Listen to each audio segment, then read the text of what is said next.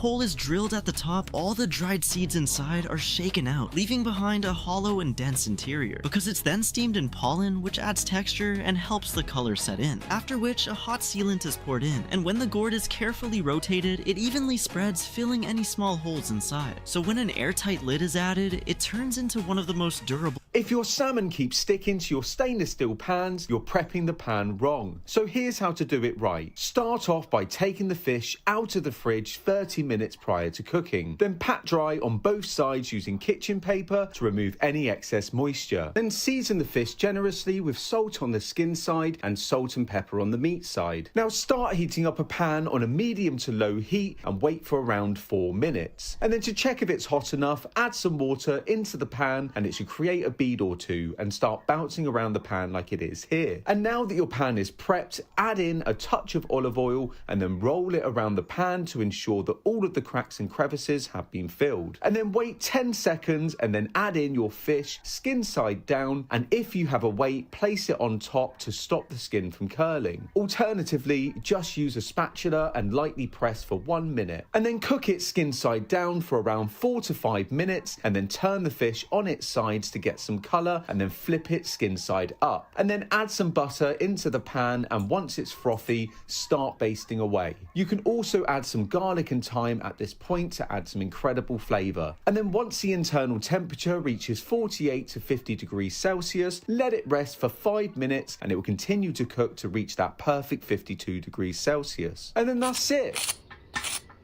If your salmon keeps sticking to your stainless steel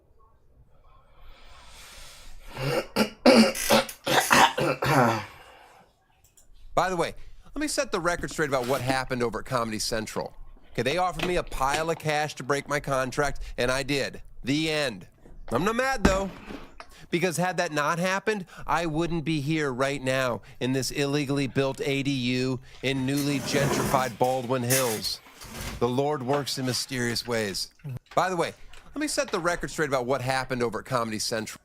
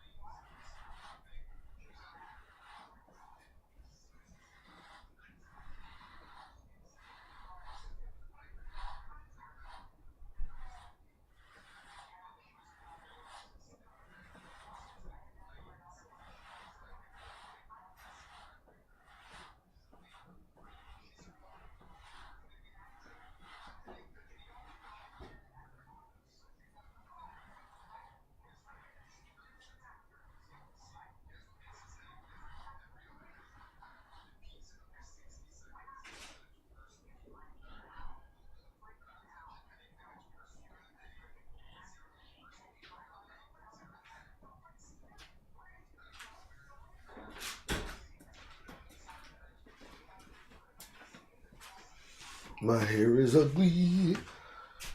My hair is trippy. My shit is fucked up. I look like a elf.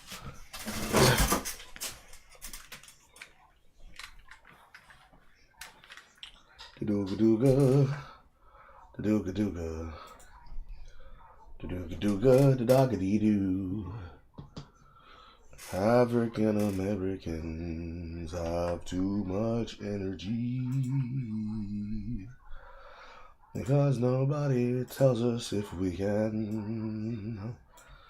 We just do it because I'm a fucking man. And I have fun on my own. Why am I not logged into Kick?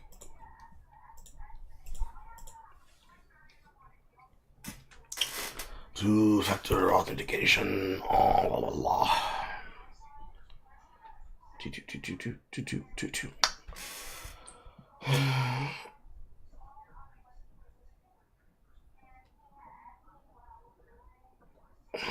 Hello, Master Wolf. How are you doing today?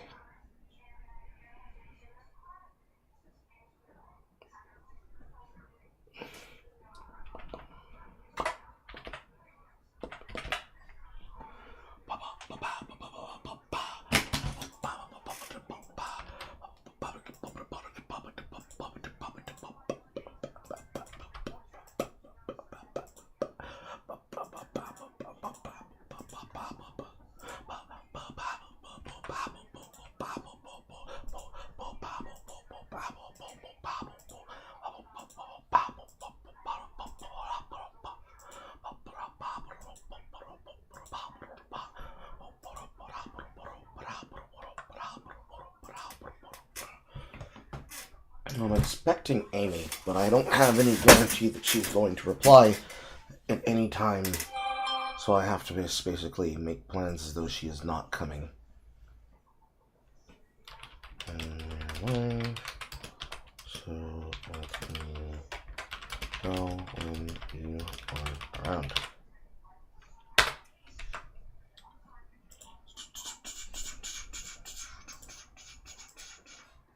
Okay. Drop her the live link.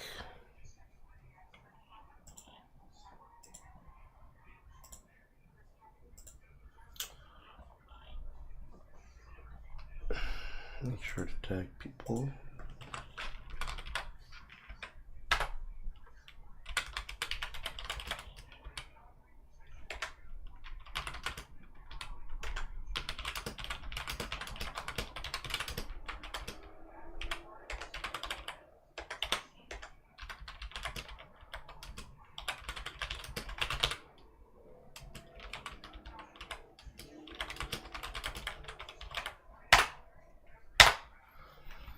Right.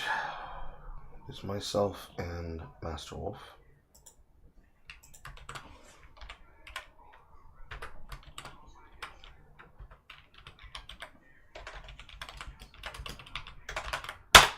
Primary tag gun. Okay.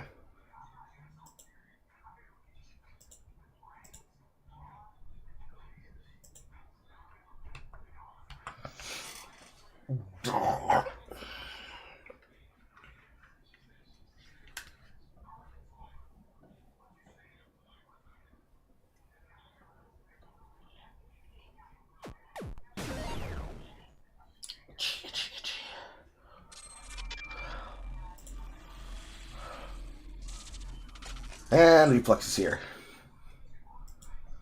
Hello, Reflex.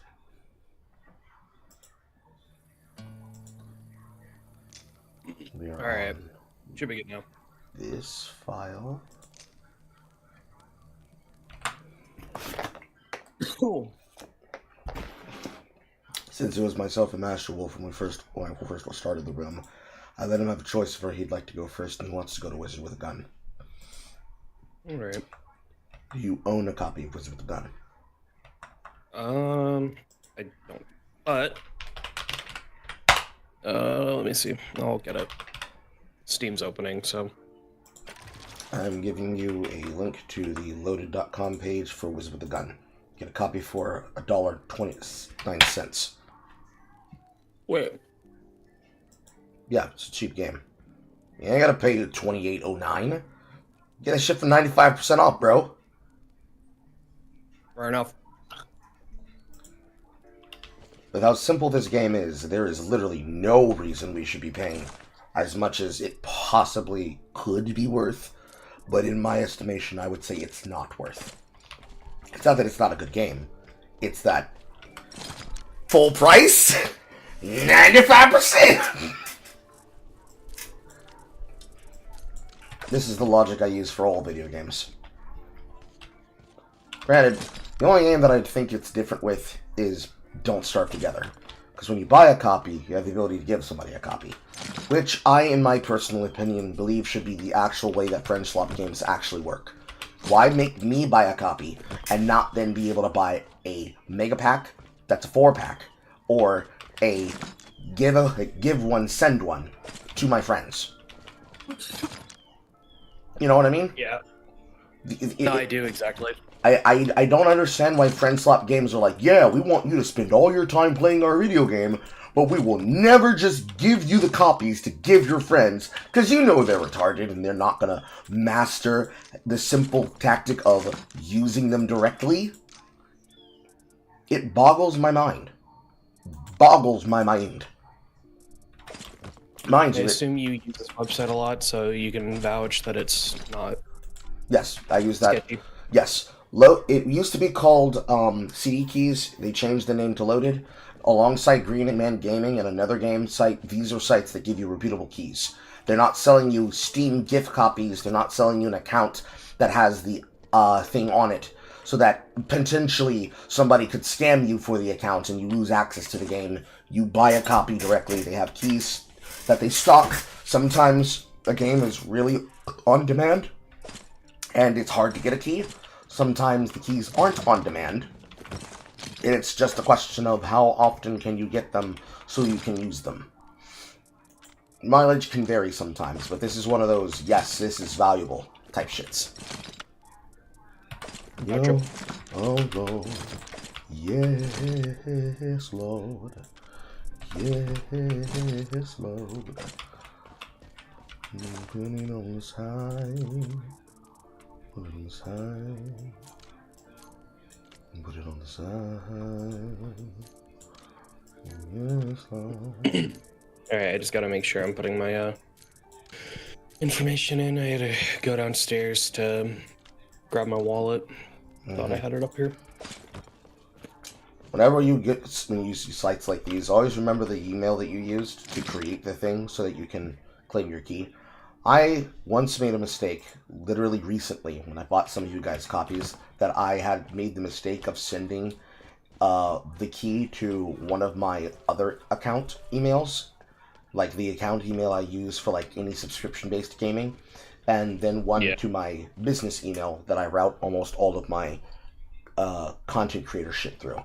I was very confused because it's like, wait, where's my key? Even though this is a cheap-ass game that I purchased, I want to know where my fucking keys are. Why can't I find them?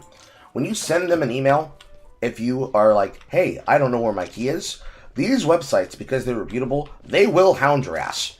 They'll be like, hey, you said that you couldn't find your key. Can you please send us an email? Hey, we noticed you didn't send us an email about this thing that you reported stolen. Can you please tell us where the key is? Because what they're trying to do is they're trying to make sure you're not scamming them. So on top of, just basically, or the Visa thing for my bank was like, hey, send us this verification code. Make sure. 7. All right. Anyways, yeah, I'm still listening. Yeah, but they try to make sure that you don't scam them for keys, and they also make sure that you actually just, honest mistake, I sent it to the wrong email, I found it, thank you for getting back to me. Because if it's the case that they say, because they'll tell you, it's like, hey, the email that you said that you sent this to, it was not sent to that email. And that prompts you to then be like, okay, shit, let me go find the email that I sent it to. Because if you can't find it, and you know that you paid for it, they will say, okay, we will refund you the money, or we will send you a second additional code, and we'll deactivate the first code. Because if they see that the code was used, and you then say, but I didn't use it, I didn't find it, two things are either happening. One, you stole the code, and you're trying to scam them. Two, someone took your code from you, and now they're going to ping Steam that activation was from a stolen unit, and then send you a refund code. Or refund you your money. One of the two. Yeah, I'm waiting for the email to be sent. It should take like 1 to 5 minutes. It should almost be almost immediately instantaneous. Oh, it's not there.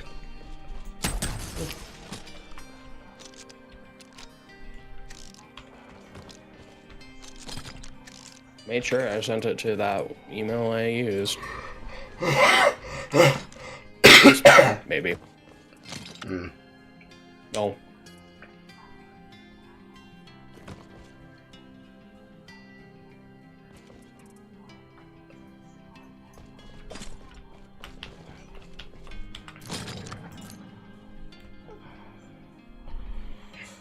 We're low on arcade films. We're probably gonna have to go hunt the first boss. Yes. So, new update for No Man's Sky, and I'm gonna be honest, I kind of hate the meme of not Chris Roberts, wrong studio. Sean, we have money, and it's like, one, I think the game is just kind of boring as hell. For a space exploration game, it has a whole lot of nothing to do in the game. The only thing that was interesting is that you can actually make your ship now. But, that doesn't really, like, excuse the fact that there isn't really much to do. And they added, like, I guess, essentially Pokemon. They just added Pokemon to their game. And people are like, Sean, we have money. It's like, no, most of these updates should not be fucking paid for. Like, not at all. If I have to buy them as a DLC to, like, customize my ship, fuck off. Base building was also a massive update that people said, oh, we have money. I'm like, no. Fuck off. I'm not wanting to spend additional money for base building. A lot of these things should just be in the game naturally. Not as, like, paid DLC. It's so fucking annoying that people do this.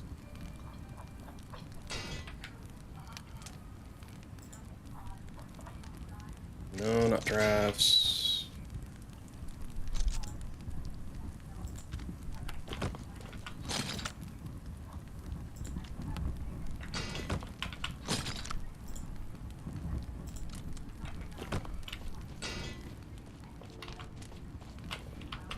Yeah, I'm not seeing it.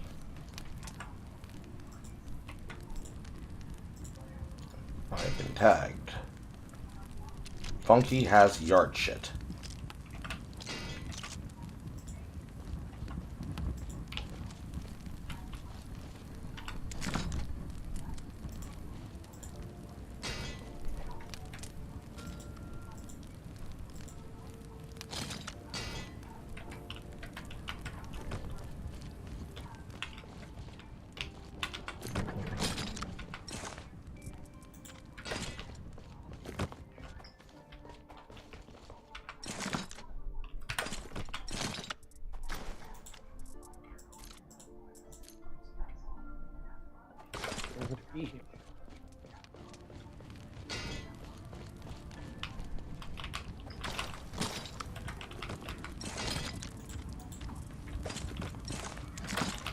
God damn it, I didn't also copy and paste the order number. Thinking it would just be right there.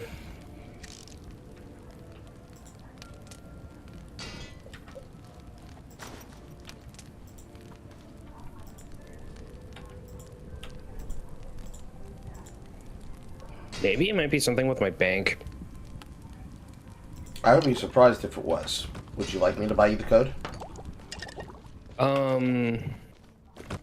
If the purchase didn't go through on my card, then sure, and then I don't know, I'll get you something. Do you use online banking for you to check that? Yeah, I have well, you have like a normal like Visa debit, and then I have an app. So let's see if it went through that way.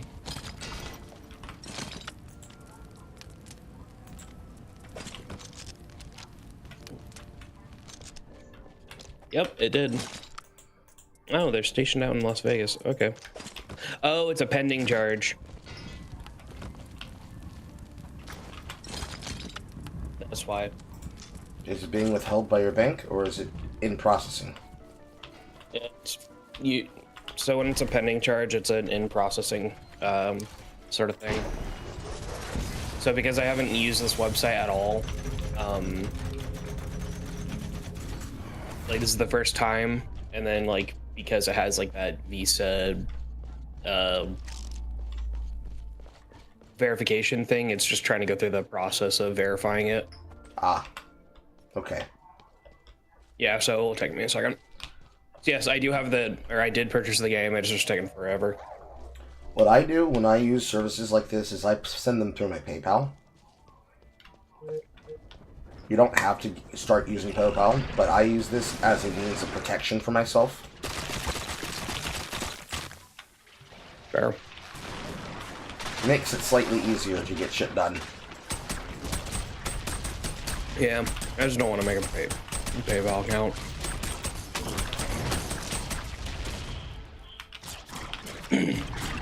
And it's because I'm lazy.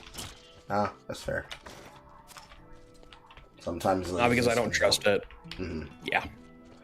I mean, like, dude, it's the same thing with like pirating anime. It's like, sure, I can go out of my way to pirate it, but I'd have to go through all this stupid process of going through pop-ups and this, that, and the other. And I'm like, dude, Crunchyroll's right there. I don't give a shit. That's just me. I know there's a lot of people who are like, I don't support you, so I don't. And I'm like, okay.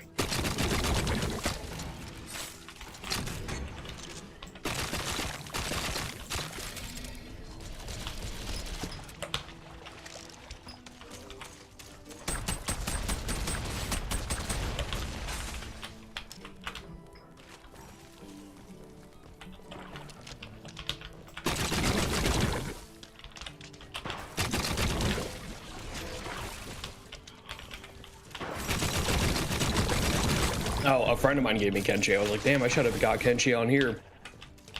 No, I forgot someone gave it to me. I need to play that game. More.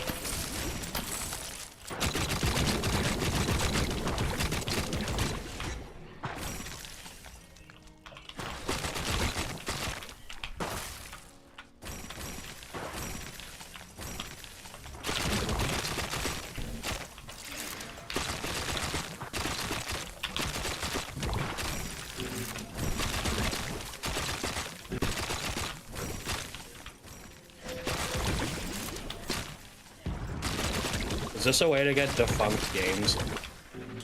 Defunct, as in they don't sell them anymore? Yeah, like defunct. Yeah, like they don't sell them anymore, at least on Steam. It is a way, should the game be delisted and it still be sold in another marketplace. I use it as a way to get games for cheap, but you can use it as a way to access games that way, if you so wish. Okay. Some people prefer using GOG for that, but tomato, tomato.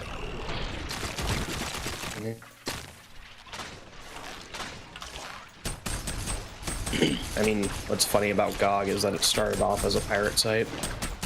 In many such cases, people don't realize that about a lot of shit.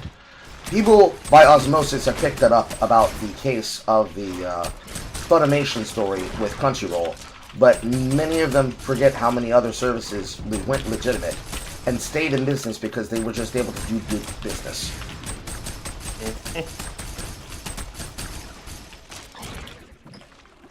Really, at the end of the day, as long as the tax man gets his due, they don't give a fuck what you do.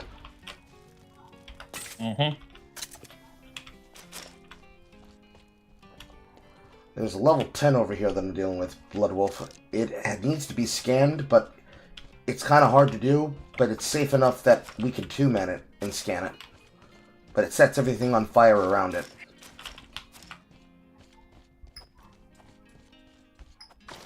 I'm going to try to manage to see if I can get it done.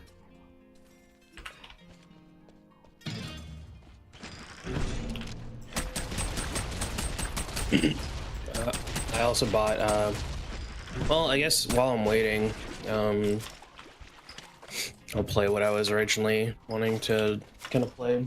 I got the Time Stranger DLC season pass. Mhm. So I have Boncho Digimon. I have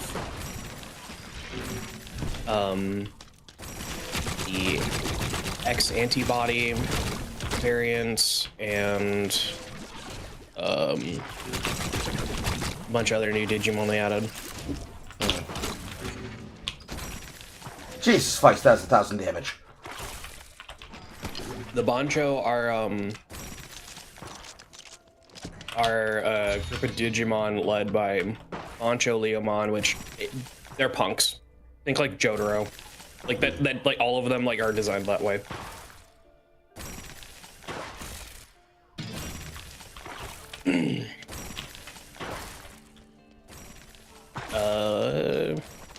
That's kind of their whole shtick. At first, I thought I heard you say Banjamon. I'm like, oh shit. They got country folk? No, unfortunately.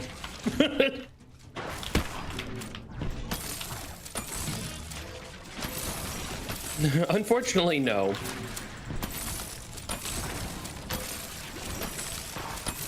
But most of the X antibody are for the Holy Knights.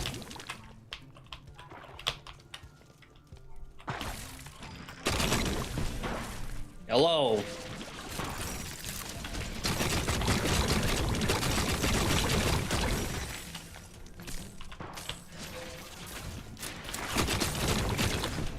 I need to get a Lilymon. She has a Boncho variant. She uses yo-yos.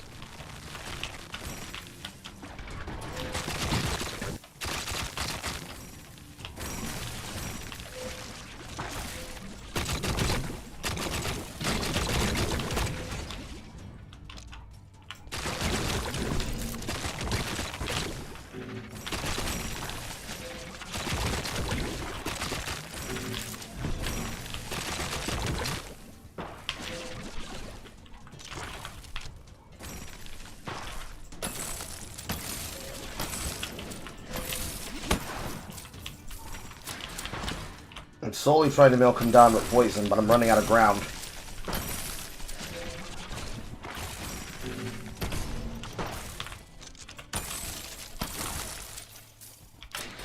Reload.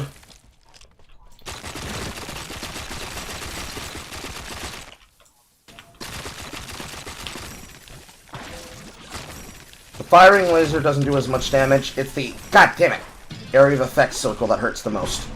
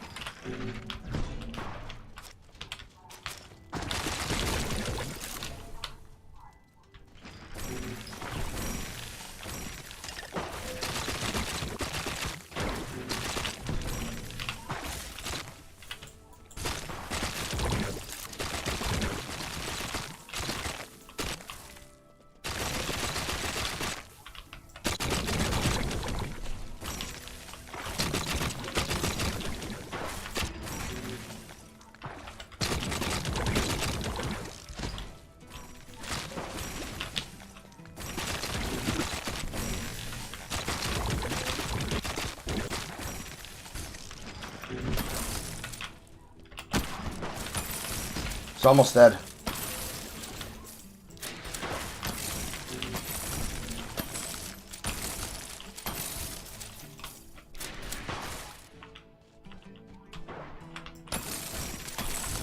Got him.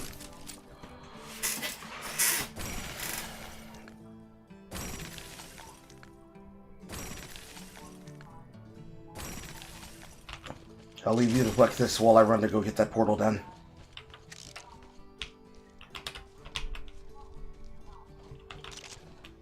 If you combo your Ice Freeze there with the poison, we can keep him in the poison, let the poison take damage.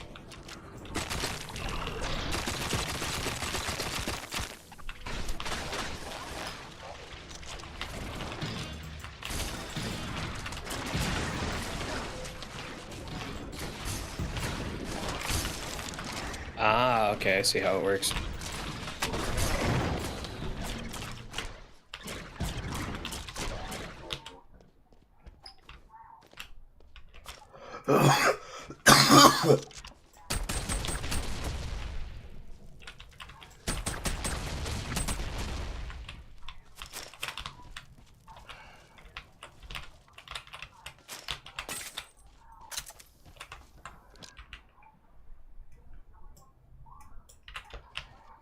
Please tell me this bounty over here is easier.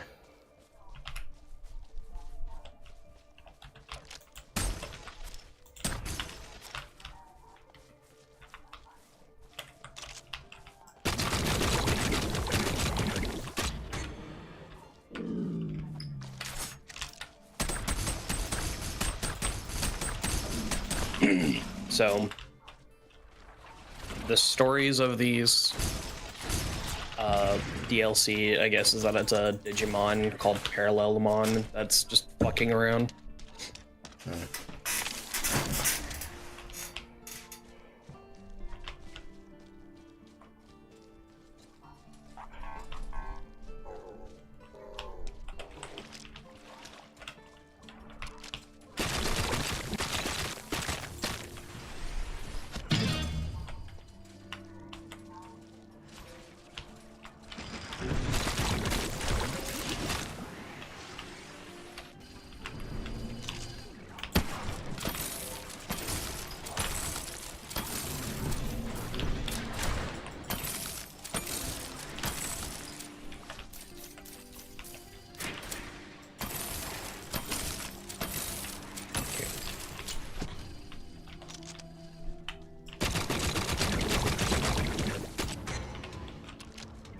And there's an Omnimon just asleep.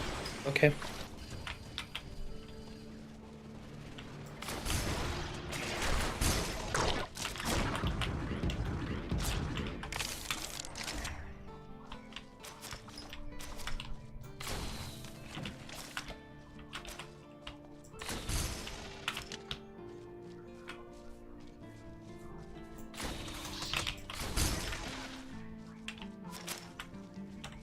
Poison these goddamn cats to get your brains.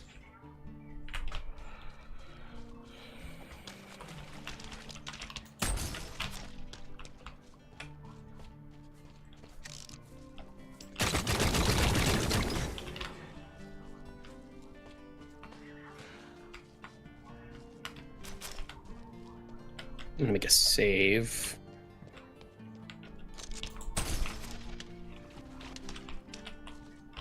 The speed cap.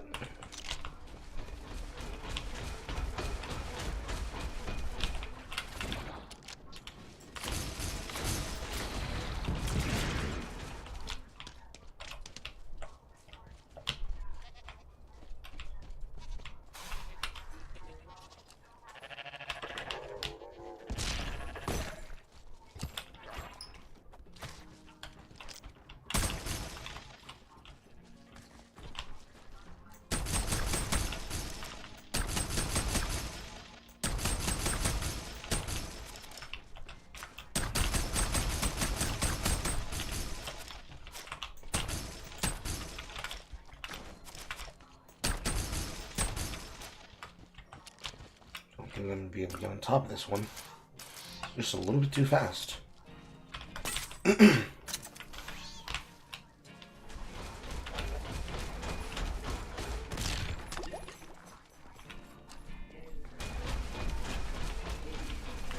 gonna make me probably fight all these billy goats just to have the space.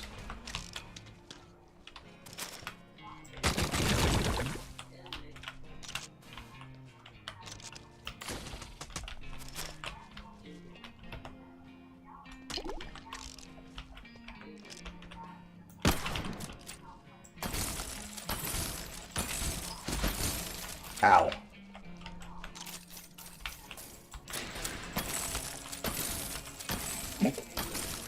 Oh, when in doubt, back into a corner and make it incapable of running. If it works on elephants, it works on them.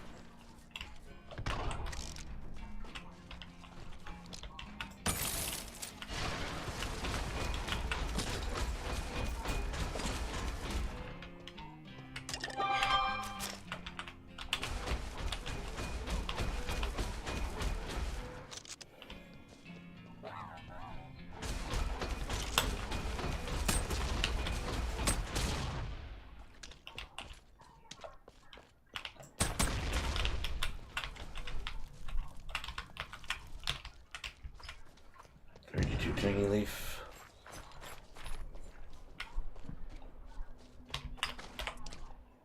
An inventory full of mess.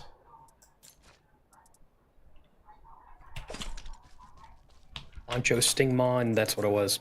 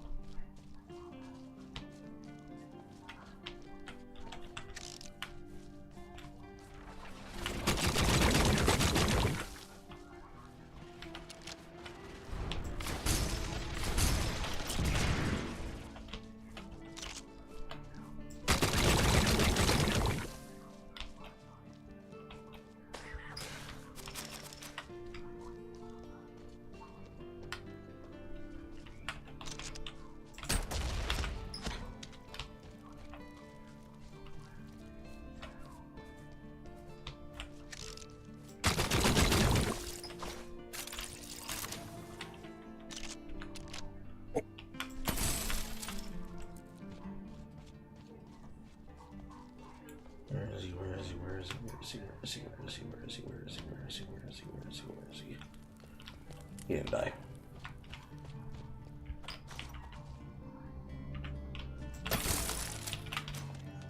Time to pick up thorny nettles.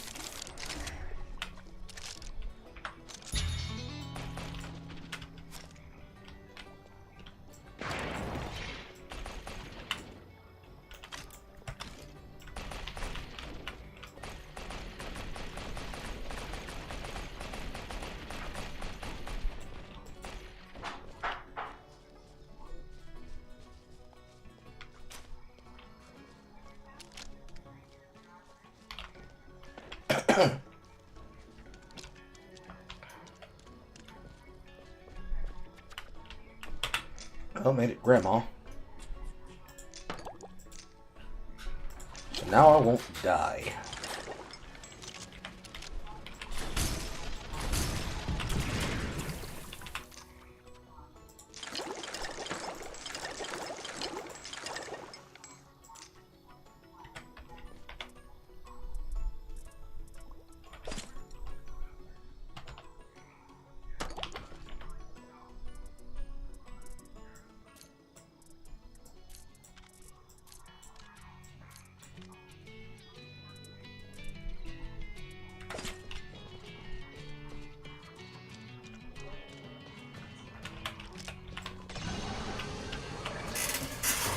Granny's extension needs to be scanned.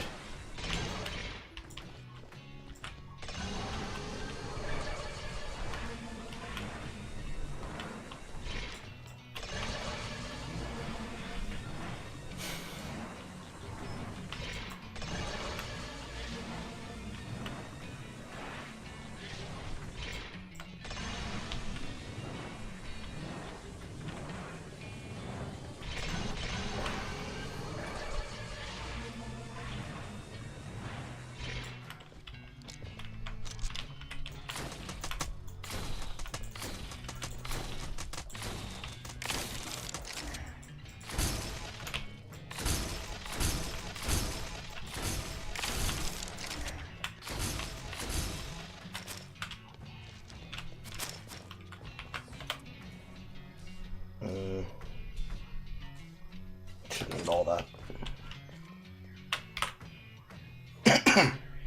Got a bounty over here, got chests over here. I think we should prioritize the hearts while we still have the chance to. Because the bounty in this area is frog eyes and tentacles. Frog is not that dangerous. Tentacle is very dangerous. And they have to be big frogs, not the small froggies.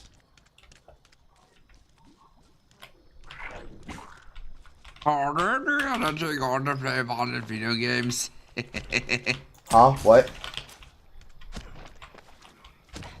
I was saying in a silly voice, Carl, do you do anything other than play violent video games? Yeah, I fucked the shit out of my wife and I put pedophiles on notice. I was kidding. I wasn't. We don't get here. We don't do none of that. If a pedo wants to fuck around, I'll be his Huckleberry. But I'm also Finn. I say slurs. That's a little dangerous. He has an aura. Ah, shit, he has a force aura. This is a poison situation. Pull out your ice.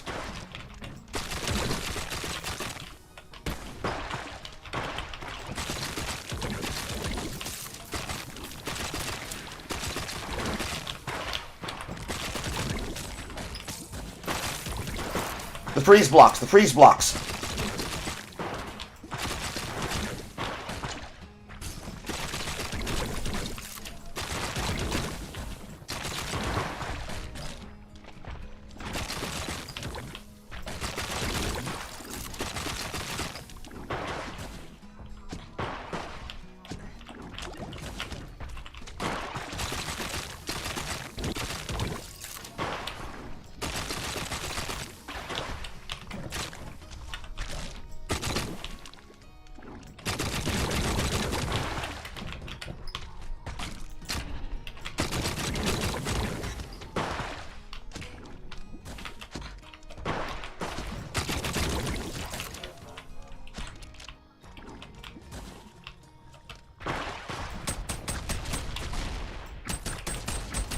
For your information, Carl, I was quoting something I heard over a decade ago.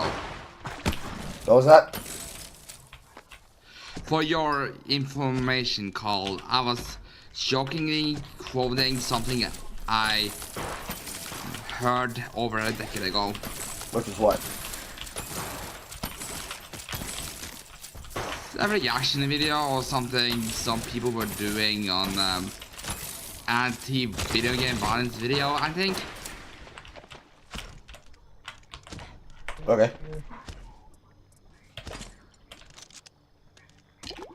It was some video on an anti-video game violence video. What is that, a smart anti-video game violence video? Unfortunately, no, not really. Trick question. There is no such thing as a smart one because video games don't cause violence. If it was well made, I guess that's something. Speaking of which, I'm currently writing an video essay right now about why there's a genuine case, in my opinion, against violence in video games. Okay. Hope it goes well. That's a lot of frogs.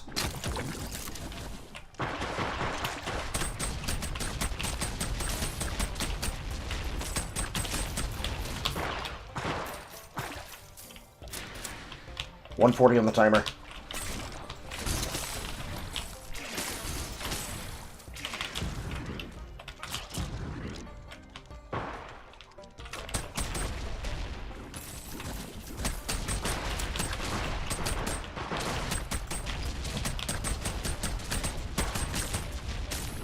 These ones So you my, should shotgun.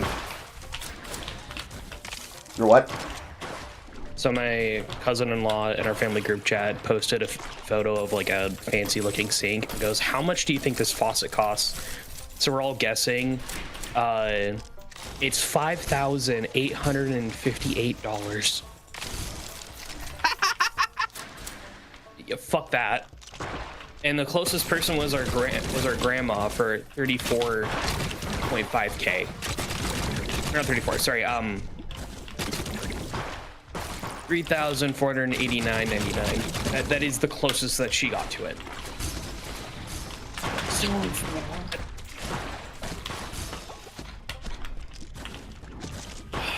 Why is it so expensive? if it's German, it makes sense why it's expensive. No idea.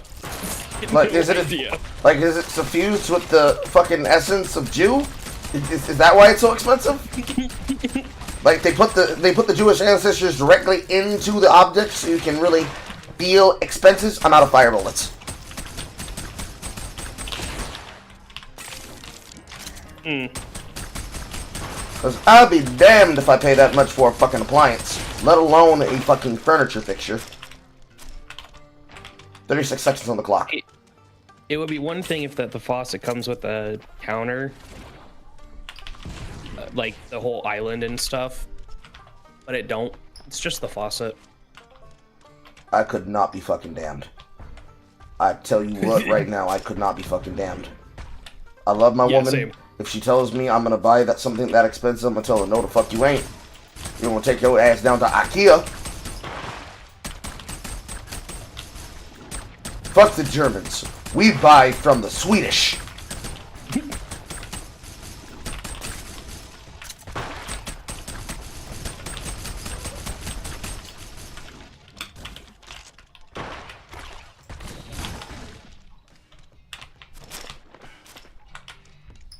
"17 seconds of the clock. Cleared out most of the frogs.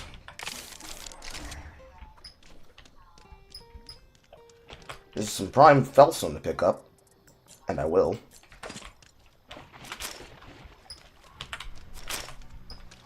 I'll catch up behind you.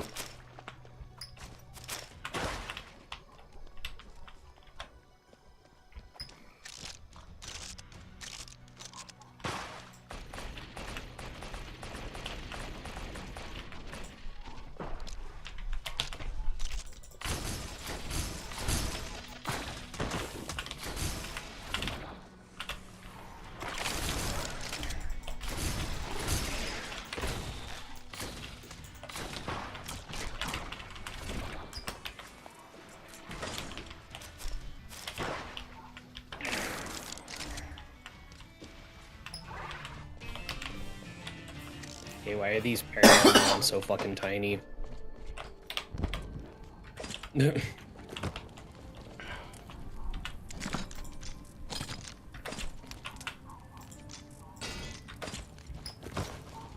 Your payment still processing? Yeah, I think. Let me check my email again. Yep, it's still not in there. Let me check my spam. Sometimes it might be. Nope.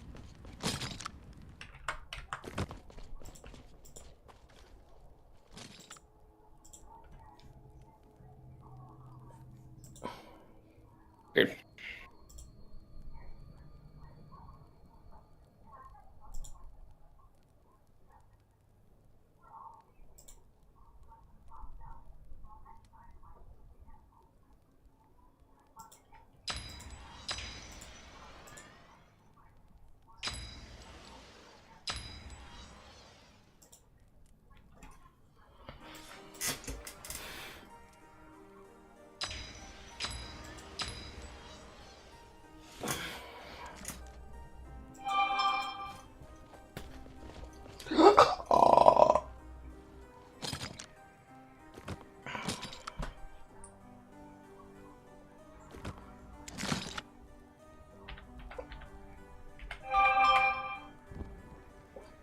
Man, I'm using fucking text code authenticator.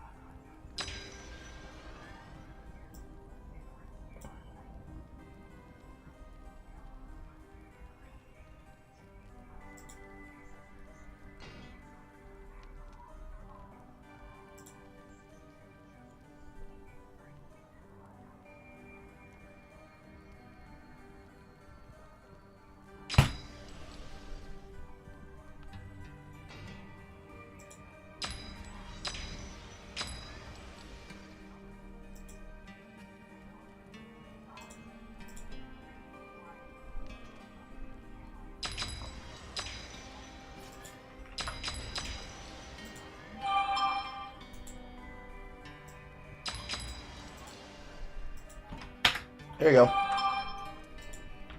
Oh, you bought? Okay. 5 seconds. God damn. Because I'm assuming you didn't make a account before you bought it, you just bought it directly using your information, right? Yeah. That That's probably it. That method works when you're like making purchases ahead of time and you're like, I bought the key, I waited a day and a half, now I have the thing. I use an account that is made so that I can both earn the benefit of their internal currency discount system, and also the account will register to your email. The email is on file for the account. You're logged in, you pay directly, they give you the key directly. And if something were to happen, you have the order number sent to your email, and it's also identified with your account, so you can directly contact support staff. It's the difference of I'm logged in and I can get it in seconds versus I don't trust this thing, so I'm going to try on something really cheap and see if it comes back and pings anything and fucks anything up. I pirate most of my games because I don't have back on D, unfortunately, so I can't really buy games from Steam or anywhere else like that. That's fair. It's the power of PayPal. There.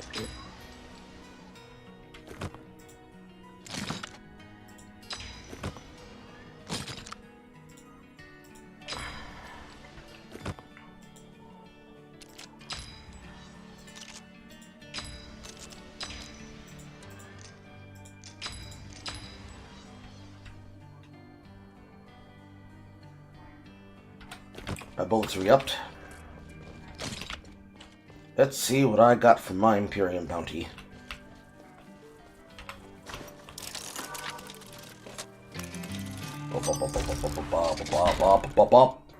Damnation. There you go. One size clip cursed gun. 12 range mortar. I don't like self-damage. I don't trust self-damage. Self-damage is scurry.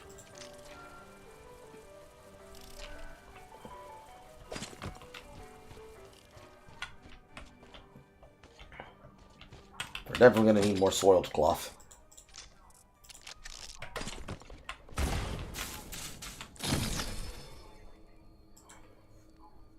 I need more toxic ice, too. You're eating straight eggs, no bacon. The fuck are you doing? Tusky, welcome back for an entire year. Fun fact, plateaus are the highest form of flattery. Carl, Right. thanks for your last stream. I found another song to add to your playlist. You're welcome, Pip. What was that? Oh, no, I'm talking to myself. Okay. I'm at the boss for the DLC already. These DLCs are very short, so Oh, wow. yeah. I just wanted the Digimon out of it. The man just wants the Mons. He just wants the Mons. Yep.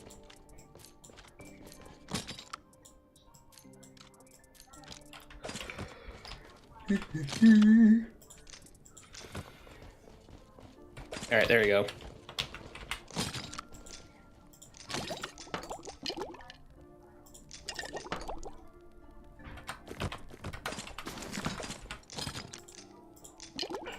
We're gonna need the skunk hearts.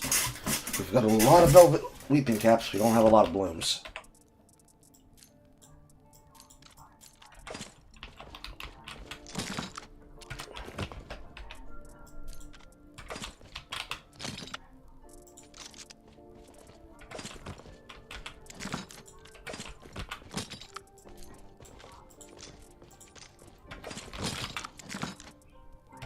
However, I will want to see.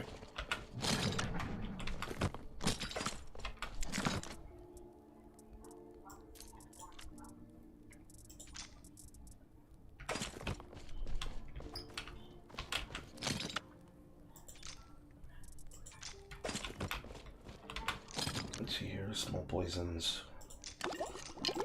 And poison of mind.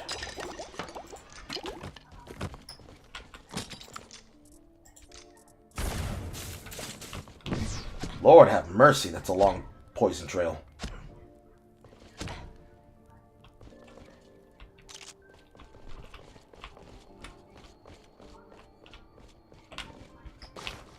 Burners are out of fuel.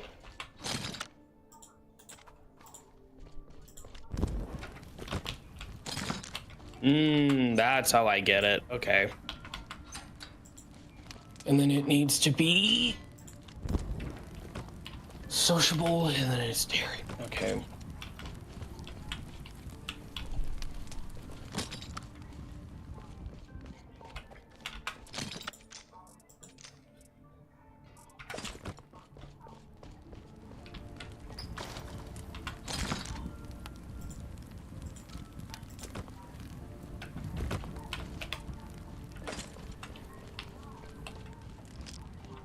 Okay. Well, since I already saved it.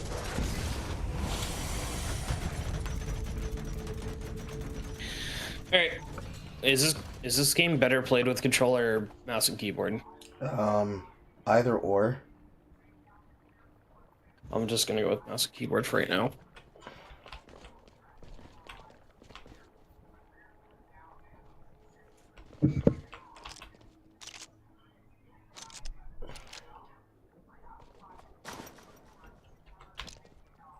I'm holding way too many souls. Almost went in without dispensing. That could have been a mistake.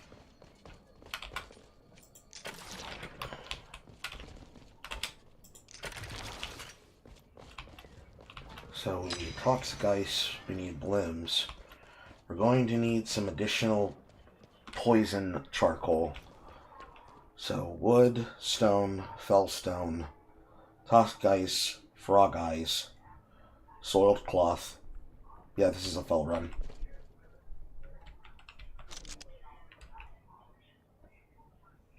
We're friends on Steam, right? Yeah. Yes. Okay, so I'm joining you. Okay. Your player character is going to start with basically the weapons that the save file is saved with. It's very similar to the save system of DST. Your character file here is a hard file rather than a clay ID and a state that's saved on a server. So when you join into every session, you join into the session with what your player character save has on you. Assuming I can figure out where the hell you are. You come towards the center structure. There you are. So you come over here to this chest, and on this table, you can make some starter affixes to your equipment. And then over here, in this chest, is the stack of guns. There are various weapons in there, some cursed, some not cursed. All of them have bullets in them so you can test how they feel and how they taste. I would suggest taking at least one type of revolver and a type of rifle. And for what we have left over, we've got shotguns, we've got gimmick pistols, we've got gimmick not gimmick revolvers, but gimmick machine guns, and we've got some mortars. So for example, the gimmick with the Odin's Pinky is that you need to charge this weapon before it fires. It has stable damage, but it doesn't mean that it's going to go a very long distance unless you point it in the direction of that distance. The Wonk's multi-shot is going to put out a series of bullets. They'll split into multiple directions. So for every one shot you shoot, you're shooting 3 bullets. The Wallace is a 3-clip that will shoot out a tri-directional shot. So every one shot is 3 shots that go in a direction. You kind of like want to connect 2 to 3 of the bullets by aiming to the side of a target, unless you can get right on top of it and put it in their chest. Gotcha. Okay. Lots taken. Lots taken. And assuming that it's Okay, safe. so this is my. This is a furnace. This is a furnace setup. These furnaces are basically running fuel to create self-sustaining ammunition and supply whenever we are going on runs. Right now we're cycling charcoal so that we can save the rest of our fuel. Oh, I'm sorry. It doesn't hurt us unless it's poison.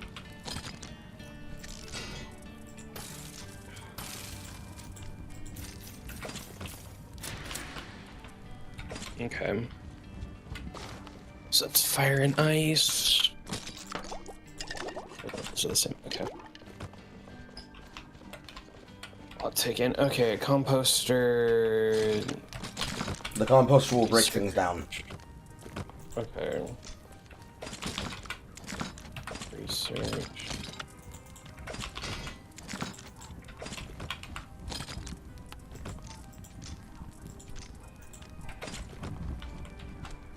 And then these research stations, these are where we upgrade the bullets and upgrade and unlock new synergies.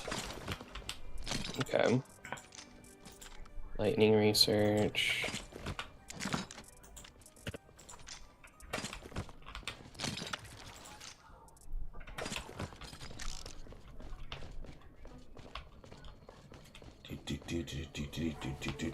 This is the bounty mechana. Whenever we get a bounty from an object inside of the shatter, which is the zone that we're looting into, they will be designated by scrolls over their heads. You kill them, you take a box, you take it to either a shatter mechana or the inside mechana here, where it's safer, and it will pay out a gun, which is where all these extra fancy guns we have in this chest came from. Okay. Hey, Hello, Lemon Duck. How can I help you? what are you guys playing? Blizzard with a gun. I see. Is it free? No. We can get you a copy for $1.29. Wait, $1.20. Hold up, let me see how much I have in my fucking wallet. Unfortunately, I do have some money, but I don't have a job to get more money. As we are aware, Lemon Duck. I hate having no money. I feel like a poor person. Generally, that's what that means. Increase. Actually, not a poor person. Unfortunately, I can't upgrade I feel like a anything bum on the because streets. we're missing like certain materials Oh, it's $3. I have $3 like left. iron Yes. and Is it on Steam? We would need iron ingots for some of No. these. You can probably grab iron ingots from our basic supply chest over here next to the ammunition bench, which is over here. I will spin up What do you mean more. is- It would be in this chest here. We have 55 iron ingots. For some basic upgrades, I would probably suggest doing basic health. Health on your first slot, health on your second slot, max health 2 on your fourth slot, reduce gun cooldowns for your gloves, bigger backpack 1 for your backpack, and movement speed for your boots. You might not be able to do all of them, but you'll definitely want the health. You want the health. The enemies, I figured. the enemies are going to hit you like a truck. All the enemies.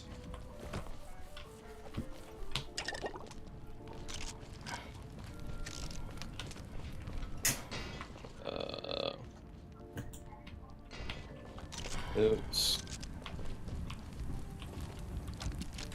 Okay, I just need a little bit more iron for my movement speed. Or not movement speed, but like more health.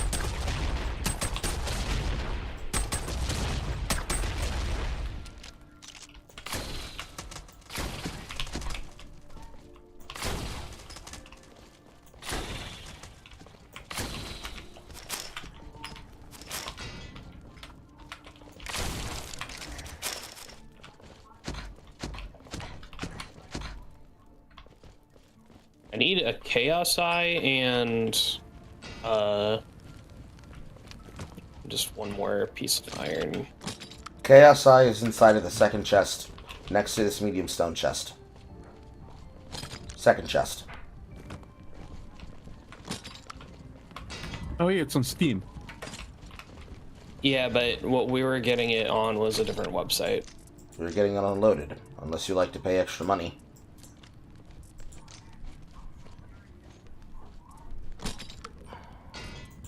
How do you spell loaded?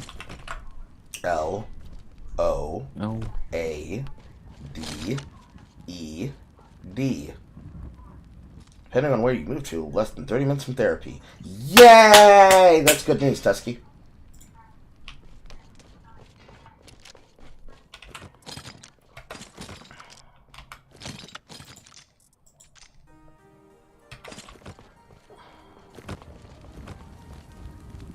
Wait. Alright. I'll just put all of that in there. Okay. I got as upgraded as I probably could. Okay. When you took the iron ingot, did you take every iron ingot? I did. And you put the excess back inside the creation chest. Okay, I will. We gotta use those to reload our bullets.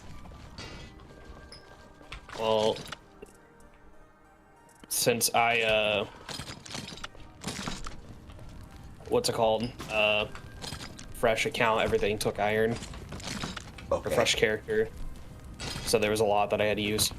Okay. Here, with the KSI, I'll put them back in the chest originally that they were in. Right, there we go. Well, I mean, at least, like, these furnaces are making iron. Yes. We can blast up iron, it's just it takes time. Yeah. Nah, I've played games like this before. Yes, this Where- one is much more of a creation SMP. Well, pseudo-creation SMP. It's no Minecraft, but Yeah. Does Power World count? Yeah. yes, Power Word does count. Yeah. Nah, I know the process of... Oh, here, let me get out of the way. I know the process of, just waiting for everything. Like it's actually worth increasing your like creation speed or whatever, like the furnace speeds and stuff in Pal World, because you waste so much time just waiting for materials to get the late game shit. Even if you research everything to the point where it like you're maxed or whatever, like max work speed and stuff, you still like take so much time for it.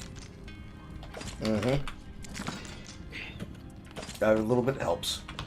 Now over here, next to this teapot kettle, this is the potion brewing station. This is where we make our healing items.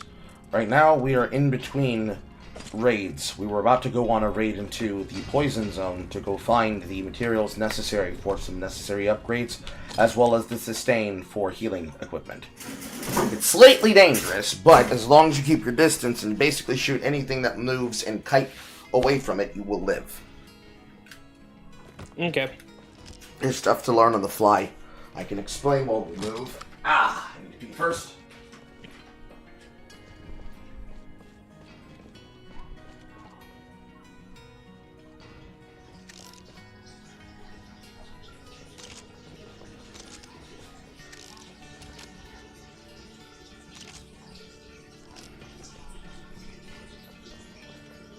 We'll just wait.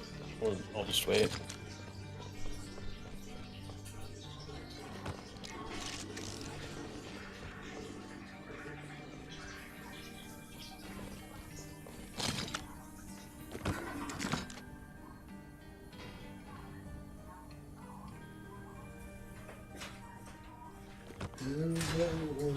You can everybody. Alright, are we all ready to go? I'm fine with. Okay, we're going to go down through this door. Once we go into the world doors will start shutting in 60 seconds. Now this right here is a static chaos gate. To deal with these, you need to kill the enemies in order to bring the shield down, so you can then have the ability to attack them directly. However, because we have access to poison, I just threw down a poison bullet trail. That poison bullet trail has now created a gas zone that is currently ripping them to shreds. The poison is going to kill the door, and now we need to manage the enemies that are left behind.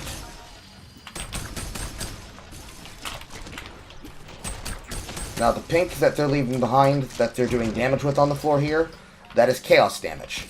That is decreating the floor of the world.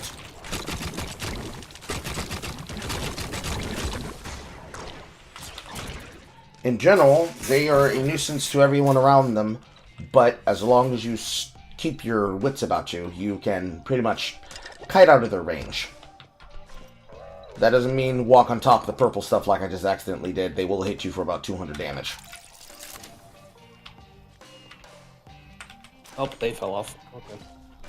Now over here, this structure belongs to Grandma. Grandma is one of the healing vendors in the area, specifically here in the Fell. We had to unlock her in order to get her. She is a permanent crafting station and upgrade zone for us to take advantage of. By taking advantage of her, we are able to do damage to these small creatures that frequent inhabit this zone.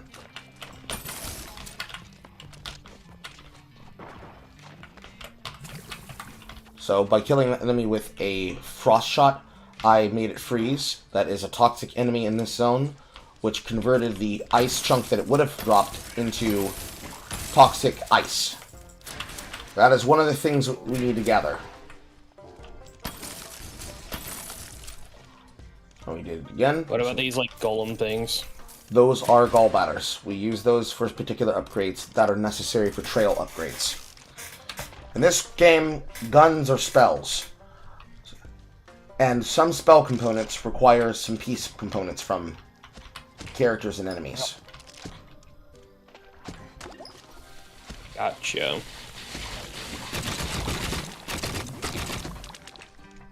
So just be very careful when walking around. Okay. Yes, the poison swamp is annoying. Having sustain helps, but you're not always guaranteed to have it. Especially in your situation right now.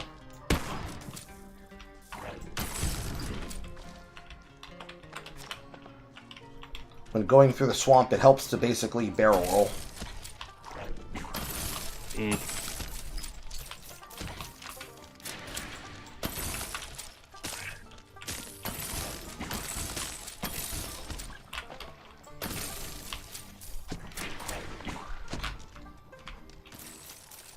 As you notice in here, that is one of the bounty enemies. They have a speed buff. That means its behavior is going to be controlled by the buff.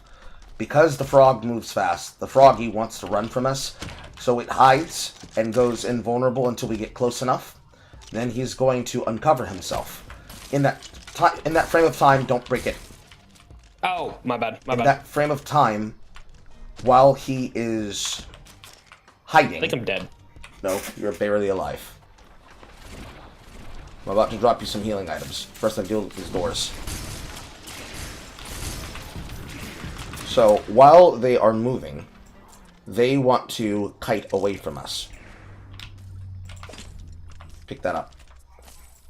And then hold down Q, put it in your quick bar, and then use it. As the froggy wants to move away from us, he wants to be in a position where he's baiting us into his range so he can shoot you, do heavy damage to you, and then poison you over time. The best way to deal with this enemy, which was what Bloodwolf was doing, is to get close enough to use a ice bullet to freeze him solid, and then use poison to then let him burn to death inside of a poison field. Takes a little bit of doing because we have to basically refreeze him. But between that and slowly trying to whittle him down with things like this lightning bolt I just shot him with, it takes some doing. But eventually we will kill him. Because if we lose aggro on him, he's going to get away from us. And then we'll be chasing him forever. So we have to keep the pressure up. It also helps to use dot damage. Ow. He did.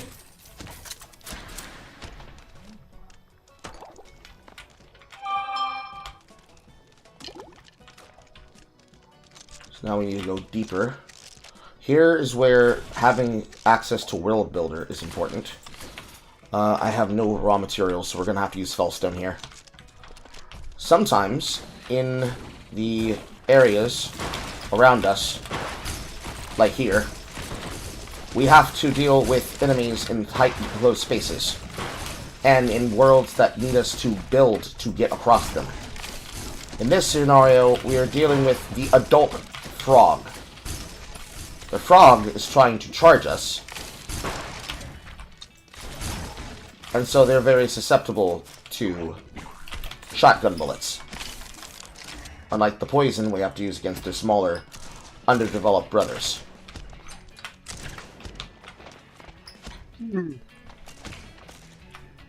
But in this scenario, we use this as a way to build over here. Then, with this entire giant structure, we need to destroy it so we can get some crafting materials for the purposes of building land. Because now, as you can see there's an island spot in the distance that we have to build over to.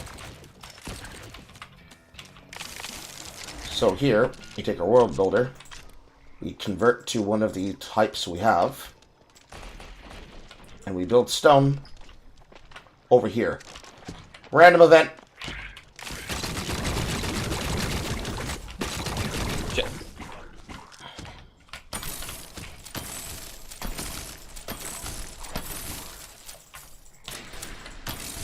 No, Bloodwolf.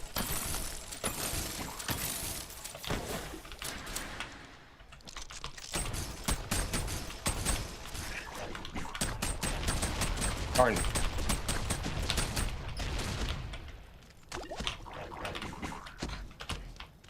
Gotta get out of the situation.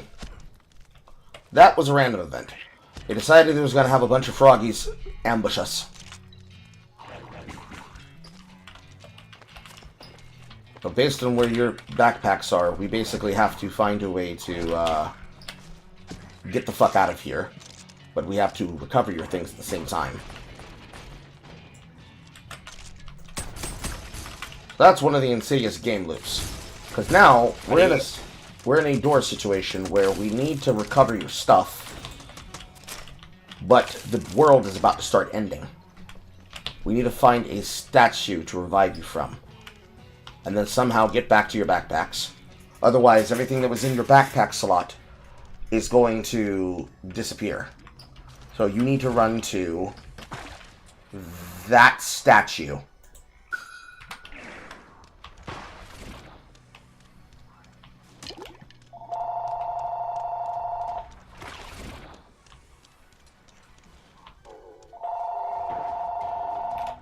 Call from Raider Carly N.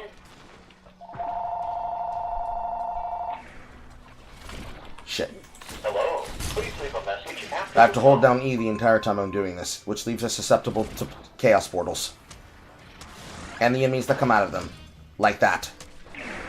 Fortunately, he didn't immediately attack. Run to your backpacks. Run to your backpacks. All I'm doing right now.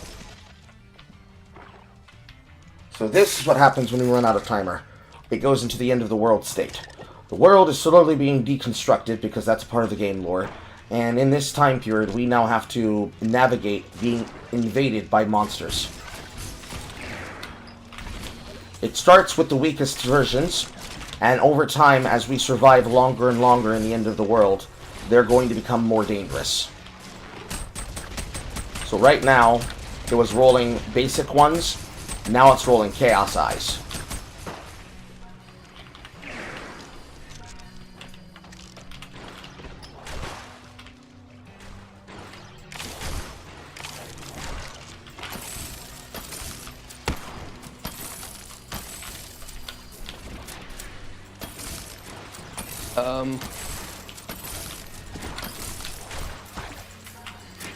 I don't know what means. I don't... Almost dead.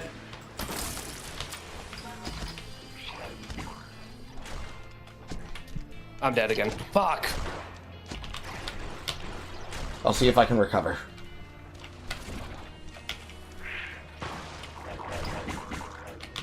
It... Probably just try to head out only on the world, because I didn't really have much stuff besides basic materials, I would say. You had a bounty. Oh, I had the bounty? Okay. Yeah, you picked up the bounty when we killed it. Oh, oops.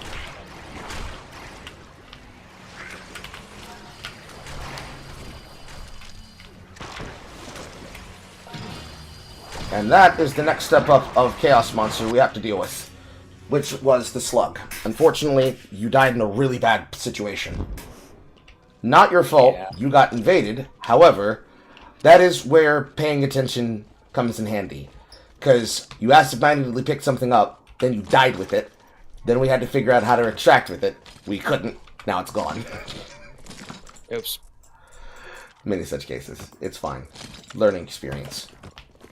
Okay, oh, it's I to open inventory.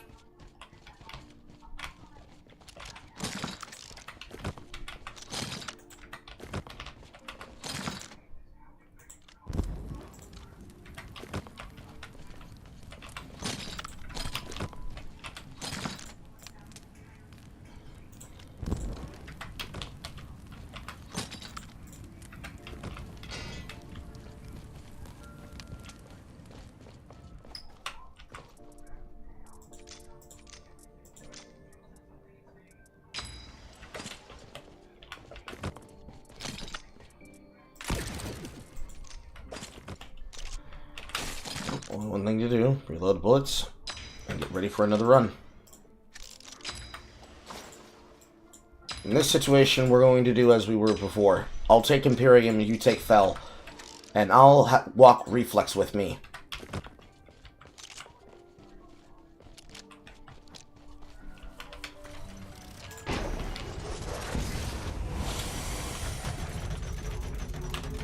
Ready to go, Reflex? Yeah. Okay. Follow me.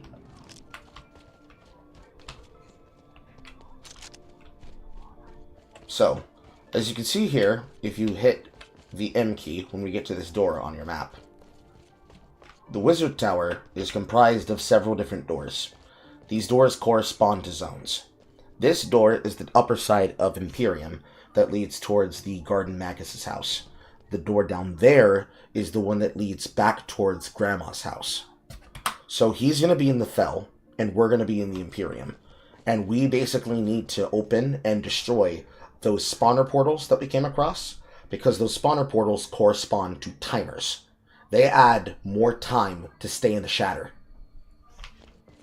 Yeah, I figured that part out when I picked up something from that.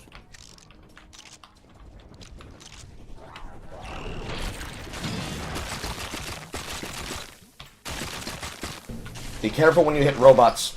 They normally are passive, but they will become angry at you when you shoot them. Alright.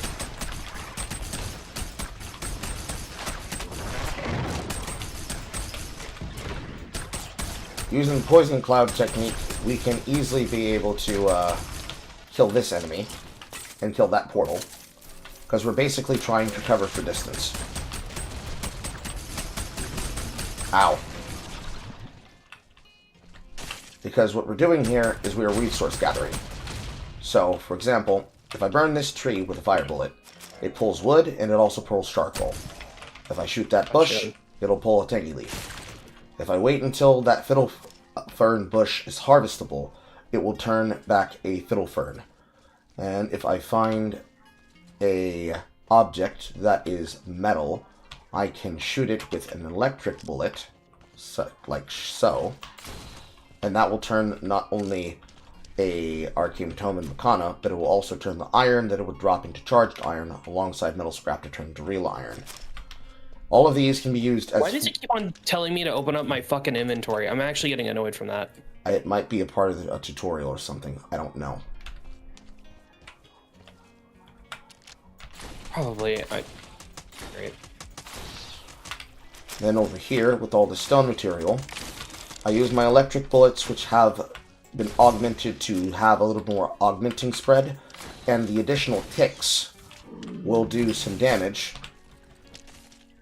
to give me the ability to fight it.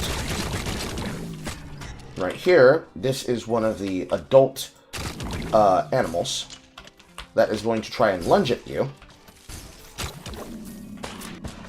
And by killing it with poison, I produce a poison eye, as well as the small brains and the jinx eye that the enemy drops.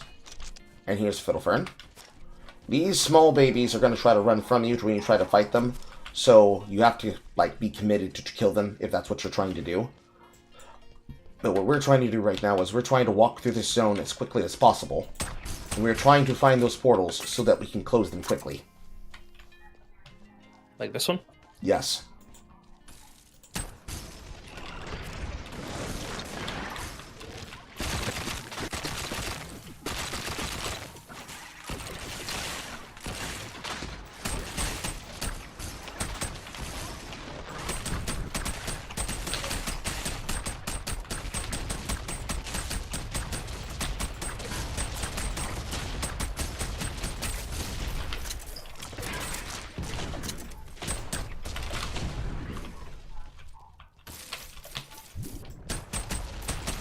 Don't let that blow up.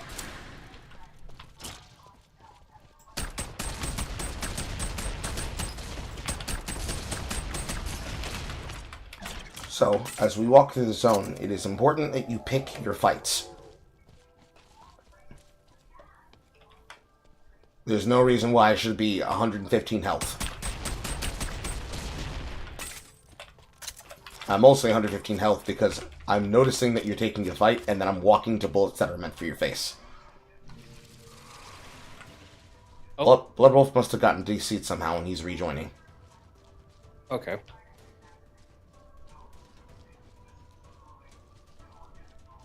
Is there only direct healing, or is there any passive healing? Passive healing is usually going to be consumables that you can find in the zone, as well as things like the sustained food that you can make from the tea station. But you have to make them on the tea station. You can't make them in your inventory like other SMPs that might do survival crafting. That's why Grandma exists. You go into the Imperium, and you go into, well, you go into Shatter period, and you go into the Imperium, and some places around the Imperium, there will be some set pieces that will spawn. Sometimes you find a crafting bench, so you can reload while you're inside of the world. Sometimes you find a sewing station, so you can build on while you're in the world. And sometimes you find a tea station, and you can craft while you're in the world. But you have to find them in order to use them. If you don't have healing, you're going to have to basically scrounge for healing. In the first zone, that would be the Poe apples and the... I forget what they're called, but they look like ginseng. I picked up a couple of them, but they're very weak compared to having a tangy tea, which is made from the leaves of the bushes that we're shooting. And it's not as strong as a weak health potion, which we can occasionally find in the wooden chests that I'm standing in front of, that are guarded by turrets. Guarded by animated Arcana turrets. Same thing with upper health potions, which would be in stone chests over in the other zone, which are usually guarded by adult frogs, and so on and so on. If you can't find it in the world, you have to craft it. It has healing that gives you points of health back, as well as having a little bit of extra sustain after you use it. And then all of the weaker forms of healing are healing over time. Okay.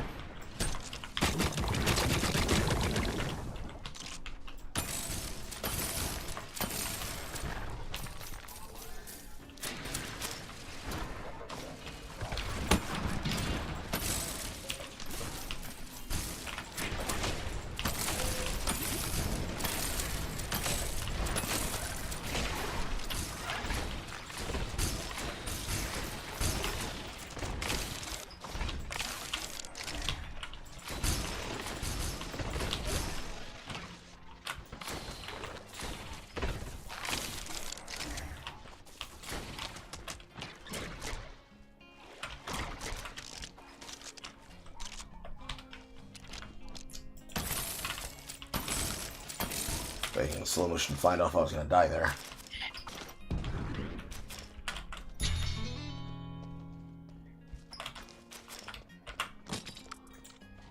Got one from here.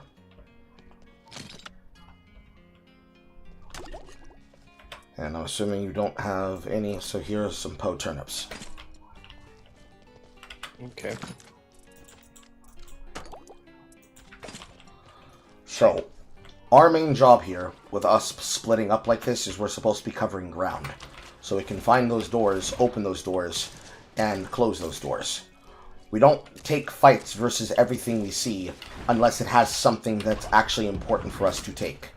Like this turret over here is guarding another wood chest, which is going to have at least one weak health potion inside of it.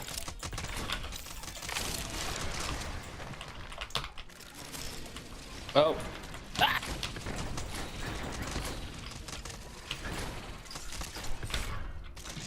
You walked into the...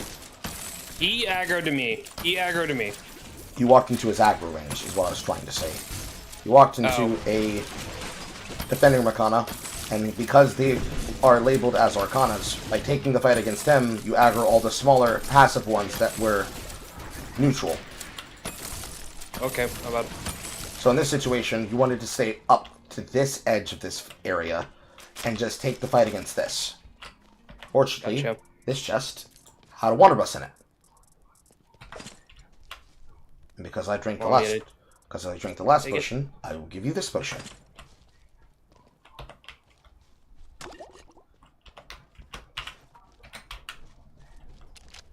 Alright, do you want me to take the Wonder Bus? Yes, I don't need it. Okay. What does it have in it? Ah, poison. Nice.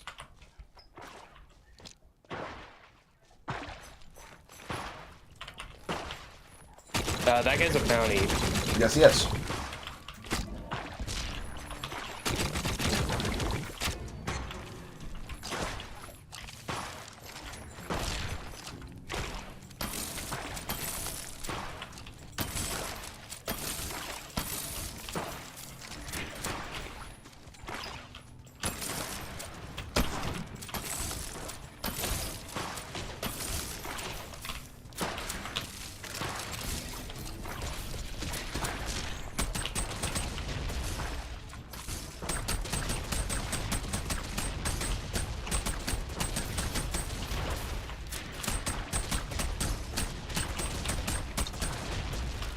I have a desync problem face. Oh, Jesus. Yes, a little bit.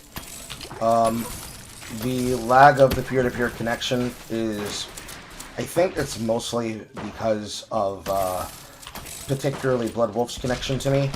I know that he has lag issues when he connects to me, and that does affect the lag of the play session. But then sometimes the game just likes to stutter. Yep.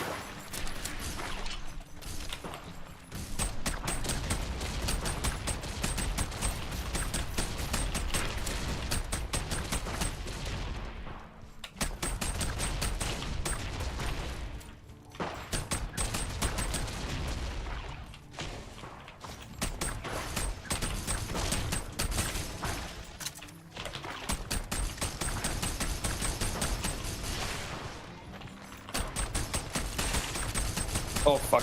This enemy is not an enemy you want to use shotguns with. Oh, he's not? Okay. No. He wants to get close to you so he can whack you with a sack. And when he can't get close to you with the sack, he wants to throw out all these objects. The ice just happens to be the effect that he has. So this is where you'd want to pull out that rifle that you got earlier. Because we basically have to whittle him down slowly over time. Now, poison will help with this. But while I upkeep the poison, we also need to keep him slowed.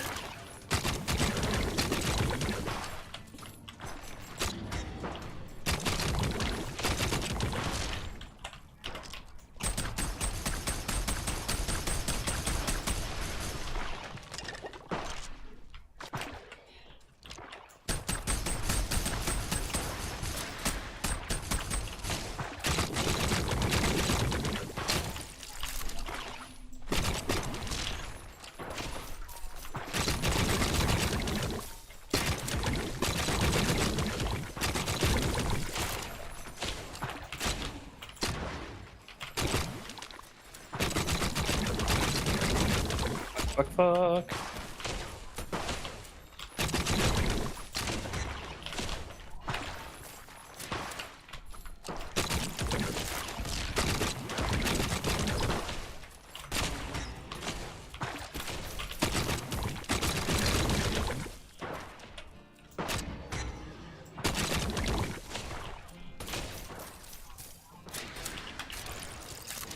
Unfortunately, we really should not have been taking that fight, but it's too late. We just need to finish him and get the fuck out of here.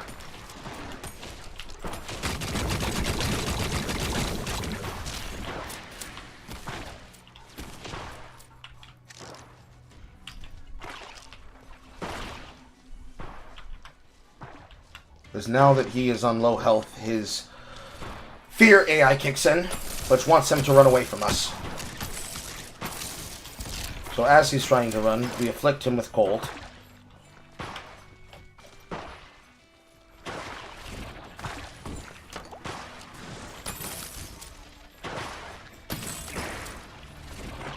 We remain hyper-aware of what's happening around us. Those mushrooms are a speed potion. I could have used one of them, but you took all three. Okay, my bad. Keep moving. Keep moving. It's not important. Keep moving. Okay, well, okay. My bad. I'm informing you, but we're also running because if you stand still, you will get killed by something that's dropping out of the sky. I'm informing you so that you know for next time. Alright. He has pinned himself. This is the chance to start killing him. Oh, empty. Chaos Eyes was starting to come. Okay.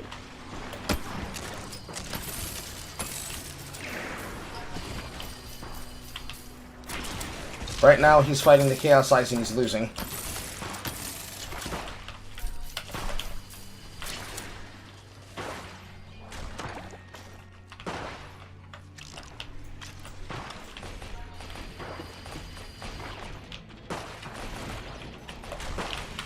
Probably should just get out.